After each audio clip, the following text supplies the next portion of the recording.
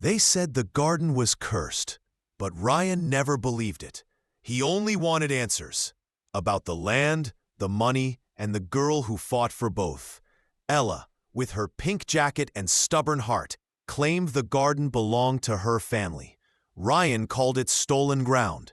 When night fell, their arguments turned into whispers of secrets buried deep beneath the roots. Then, one evening, a gunshot echoed through the rain, and from that moment, nothing stayed the same. Love twisted into betrayal, justice blurred into revenge, and the garden became a battlefield between truth and lies. This isn't just a fight for land. It's a fight for the soul of two hearts, and the price of knowing what really grows beneath the garden. The garden was never just soil and flowers. It was a secret buried under roots of betrayal. Ryan stood at the old iron gate, watching Ella argue with the guards. She claimed the garden belonged to her family. He claimed it was public property. But both of them knew someone was lying. As thunder rolled in the distance, the first drop of rain hit the locked gate, like a warning. Justice was about to bloom in a place built on deceit. Later that evening, when the storm calmed, Ella returned alone. Her heels sank into the wet mud as she walked through the broken fence. She knelt near the old oak tree, the one her mother used to talk about. There, half buried under the soil, she found a rusted tin box. Inside, a folded letter, the ink faded, but one name still clear: Ryan. Her hands trembled. Why was his name hidden here years before they even met? Ryan couldn't sleep that night. The storm had passed, but something in his chest still raged like thunder. He remembered the old oak tree, the same one Ella always defended from the HOA's plans. When his phone buzzed, the message made his blood run cold. A photo of the tin box, covered in mud. No name, no sender. He stared at it for a long moment, realizing someone had found what he buried years ago. And now, the past he tried to bury was coming back for him. The next morning, Ryan walked into the HOA office as if nothing had happened. But his eyes kept scanning the walls. Every shadow felt like it was watching him. Ella was already there, in her pink jacket, arguing with a board member. Her voice was sharp, fearless. "The new garden plan cuts through the children's park. You can't do that."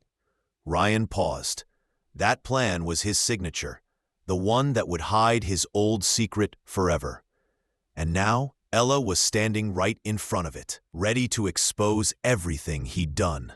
Later that night, Ryan found an envelope slipped under his apartment door. No name, no address. Just his initials, R.W., written in red ink. Inside was a single page: "Stop the project, or the truth will surface." He froze. His hands trembled slightly as he read the words again. Outside, thunder cracked, sharp and sudden, as if echoing the threat. Ryan rushed to the window. A figure stood across the street under a pink umbrella. Ella's color. But before he could look closer, the figure vanished into the dark rain. Later that night, Ryan found an envelope slipped under his apartment door. No name, no address, just his initials, R.W., written in red ink. Inside was a single page: "Stop the project, or the truth will surface." He froze. His hands trembled slightly as he read the words again. Outside, thunder cracked, sharp and sudden, as if echoing the threat. Ryan rushed to the window. A figure stood across the street under a pink umbrella. Ella's color. But before he could look closer, the figure vanished into the dark rain. Ryan couldn't shake off the unease. He called the workers and told them to stop digging near the oak tree. When they cleared the mud carefully, a corner of something metallic appeared. He knelt, brushing away the dirt with trembling hands. It was an old rusted box. Inside Wrapped in a torn cloth were faded papers, land deeds, marked with signatures from years ago. At the bottom, a woman's name appeared. Clara Hayes. His breath caught. That was her, the girl with the pink dress. But the papers, they showed the land wasn't his to begin with. Someone had buried the truth here, and now it was staring right back at him. Rohan couldn't sleep that night. The same number called again. This time, a distorted voice whispered, "You're close, but you're not ready for the truth." He froze. Then suddenly, a loud knock echoed through the door. He opened it and found an envelope. Inside was a photo of his brother, standing beside the real killer. Rohan's hands trembled. The story he believed all his life was a lie. Rohan sits in silence, headphones on, listening to an old recording found in the envelope. A distorted voice speaks. "Truth was never buried. It was hidden in your home." His eyes widen. He recognizes the voice. It's his brother's. But the tone, it's darker, colder. His heartbeat quickens as whispers fill the room. Was his brother alive, or was someone playing with his mind? The room feels smaller, air heavier. Fear turns into determination. He decides, no more running. It's time to uncover the truth, even if it breaks him. Rohan follows the clues from the tape to the old greenhouse behind his house. The air is damp, the moonlight barely reaching through the cracked glass ceiling. He notices a faint metallic sound under his feet. Moving the soil aside, he finds a hidden trapdoor. His hands tremble as he opens it. Beneath lies a dark chamber, untouched for years. A dusty table, a pink scarf, and an old camera rest there. The scarf, Lara's. His breath catches. Why was her scarf here before she vanished? Suddenly, footsteps echo above him. Someone else is here. Rohan freezes. The footsteps grow louder, deliberate, circling above the greenhouse. He turns off his flashlight, holding his breath in the thick darkness. Dust falls from the ceiling. Someone's right above the trapdoor. A faint whisper cuts through the silence. "You shouldn't have come here." Rohan's heart pounds. Slowly, he reaches for the old camera on the table and clicks it on. The last photo stored shows Lara, standing in the same greenhouse, looking terrified. Behind her, a shadowed figure. The same silhouette now moves above him. Lara sits inside her car, parked on a foggy hill overlooking the garden. Her pink jacket glows faintly under the dashboard light. She can't shake the feeling that someone's watching her. Then her phone buzzes. A message. Unknown number. "Get out, now." Her breath catches. In the rearview mirror, she spots a faint movement, a silhouette in the mist, slowly walking toward her. She starts the car, hands trembling. The wipers clear the fog for a split second, and in that moment, she sees him, Rohan, standing in the middle of the road, drenched in rain, eyes cold, holding the same camera. Lara slams the brakes. The car skids to a stop just inches from Rohan. Her heartbeat roars in her ears. She jumps out, rain soaking her pink jacket. "Rohan, what's going on?" she yells. But his eyes, they look empty. He doesn't answer. Instead, he slowly lifts the camera and shows her the screen. A photo of her, taken just minutes ago, inside her car. Lara steps back, trembling. "You were watching me?" she whispers. Rohan's voice cracks. "No, someone sent this to me. Said you were in danger." Lightning flashes, and behind Rohan, another shadow moves in the mist. Not one, but two figures now stand watching them from the darkness. Rohan takes a cautious step back, eyes fixed on the fog. The two shadows move closer, their outlines flickering under the headlights. Laura grips Rohan's arm, whispering, "We need to go." But the voices cut through the rain, calm, deep, and chilling. Leaving so soon, one of the figures steps into the light. It's an older man in a black coat, holding a silver cane. "You both shouldn't have come here." The other, a woman in dark clothes, lowers her hood. The HOA emblem glints on her sleeve. Rohan realizes these aren't strangers. They're part of the same organization Daniel once mentioned. Laura's breath shakes. "They found us," she whispers. The man smiles faintly. "No, my dear, you found us." The moment the man raised his silver cane, Rohan grabbed Laura's hand. "Run!" he shouted. The night exploded into chaos. Rain hammered the road as they sprinted into the trees, mud splashing under their feet. Behind them, flashlights cut through the darkness. The agents were fast, too fast.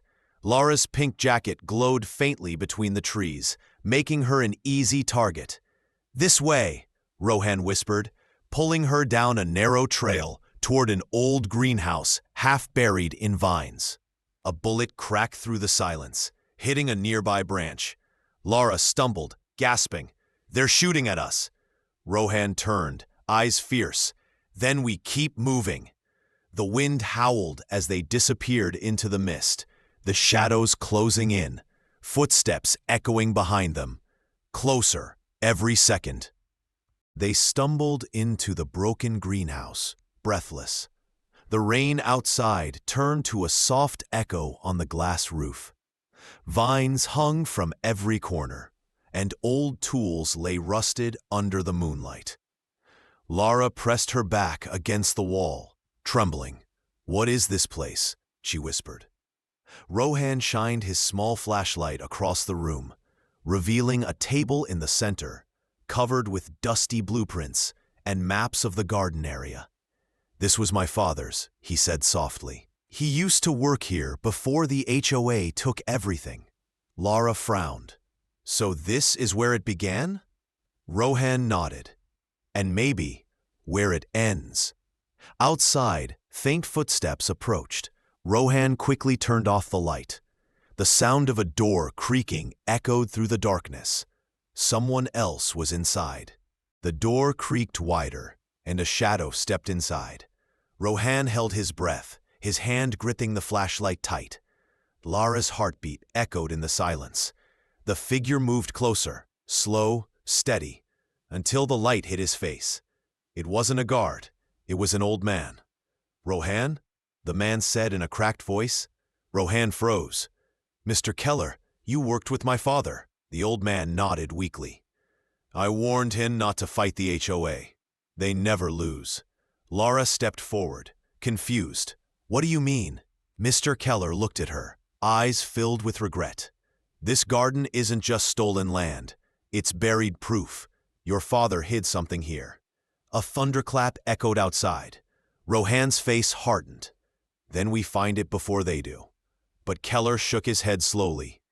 "They're already here." Rohan dropped to his knees beside the old table, brushing away the damp soil. Laura's hands trembled as she joined him. Mr. Keller stood watch near the door, whispering, "Hurry, they're coming." Beneath the roots, something metallic glimmered under the flashlight's beam. Rohan dug deeper. His fingers hit a rusted box. He yanked it free, breath heavy, hands shaking. Inside, wrapped in a decayed cloth, lay old documents and photographs. One photo showed Daniel Ward, younger, smiling beside Rohan's father, standing on the same garden land years ago, and behind them, the HOA's founding signboard. Laura gasped, "Your father built this garden, not them." Rohan's voice was low, trembling. "They stole it, then buried the truth." But before he could say more, headlights flashed through the greenhouse windows. Mr. Keller's voice cracked.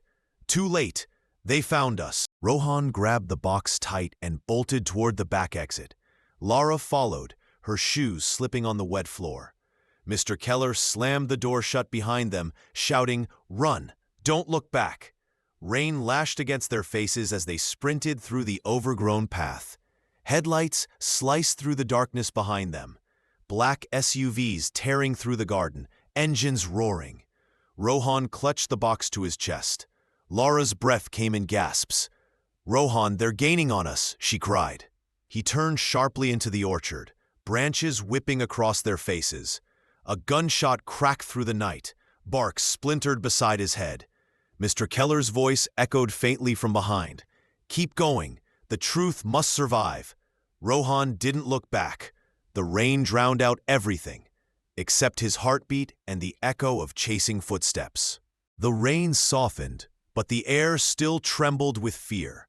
Rohan and Lara stumbled into an open field, the garden's heart.